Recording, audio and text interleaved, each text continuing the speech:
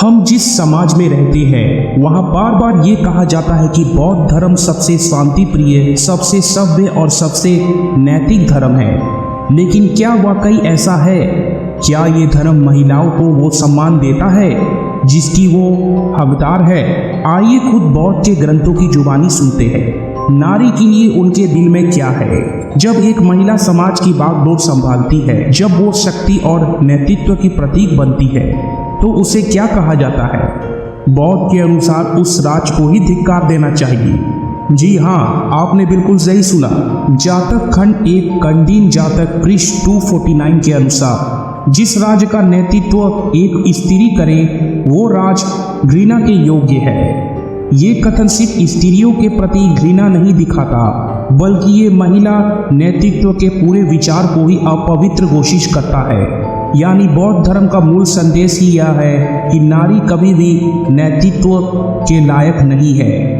तो क्या सशक्तिकरण की बात करते हैं? क्या उन्हें कभी इस शांति प्रिय धर्म असली चेहरा देखा है? जब एक महिला को नेतृत्व के योग्य ना समझा जाए तो अगला कदम होता है उसके चरित्र पर शक करना, और यही हमें अगले हवाले में दिखता है। जब किसी मजहब का ग्रंथ ही कह दे कि एक औरत किसी एक पुरुष की नहीं हो सकती, तो समझ लीजिए वह नारी की छवि क्या है। ये बयान औरत की वफादारी को एक भ्रम की तरह खारिज कर देता है। जातक खंड 1 अंडभूत जातक पृष्ठ 426 के अनुसार ऐसा कोई स्त्री नहीं जो एक ही पुरुष की हो। ये कथन स्त्री को चरित्रहीन और बेवफा प्राणी के रूप में पेश करता है। मतलब ये है कि महिला का किसी पुरुष से प्रेम या निष्ठा एक झूठ है, और ये विचार किसी बाहरी दुश्मन का नहीं, स्वयं तथागत बौद्ध के ग्रंथों में मिलता है। अगर एक मजहब औरत को वफादार नहीं मानता तो अगला आरोप क्या है? वही जो अगली पंक्ति में आता है कि हर स्त्री भीतर से ही पापी होती है। बौद्ध ग्रंथ औरत को सिर्फ शक की नजरों से नहीं देखते, बल्कि साफ तौर पर पाप की मशीन कह डालते हैं। यानी अगर उसे आज पवित्र दिख भी रही है तो ये सिर्फ मौका न मिलने की वजह से है। जब हम जातक खंड 1 अंडभूत जातक पृष्ठ 422 को पढ़ते हैं तो वहाँ लिखा मिलता है कि मौका मिलते ही हर औरत पाप करती है।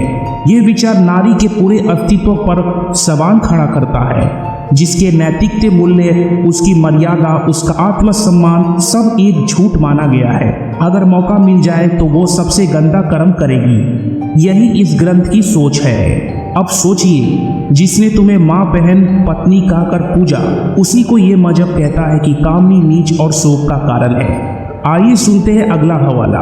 स्त्री को जन्म से ही कामनी कह देना, उसे नीच और शोक का कारण ठहरा देना, ये कोई छोटी बात नहीं है। ये केवल निंदा नहीं, ये नारी जाति का पूर्व अपमान है। जब हम जातक खंड अंशतमन जातक पृष्ठ 150 पढ़ते हैं तो वहाँ हमें लिखा मिलता है कि स्त्री कामनी, नीच और शोक का कारण होती है। इस ग्रंथ में महिला को वासना की मूर्ति कहा गया है, जो सिर्फ दुख का कारण बनती है। यानी पुरुष का मन, उसका जीवन, उसकी साधना सब बर्बाद होती है अगर महिला उसके जीवन में हो।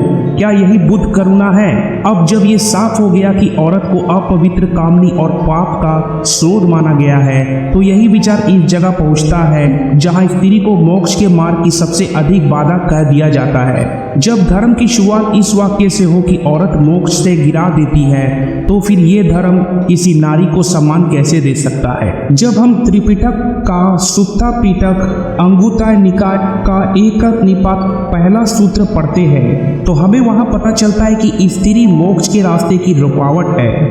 ये ग्रंथ कहता है कि अगर कोई पुरुष आध्यात्मिक उन्नति चाहता है तो उसे सबसे पहले औरत से दूर रहना होगा। यानी मोक्ष प्राप्त करने के लिए औरत से दूरी अनिवार्य है। क्यों? क्योंकि वह पतन का मार्ग है। इससे ज्यादा अपमानजनक बात क्या हो सकती है? तो अब आप ही सोचिए, क्या अब आप भी इस मजहब को करुणा और समानता का प्रतीक कहेंगे, या अब आप इन हवालों के जरिए इस चुप्पी की दीवार तोड़ेंगे? कमेंट सेक्शन में अपनी राय जरूर दीजिएगा। वीडियो अच्छा लगा हो तो लाइक करें, अपने दोस्तों के साथ शेयर करें।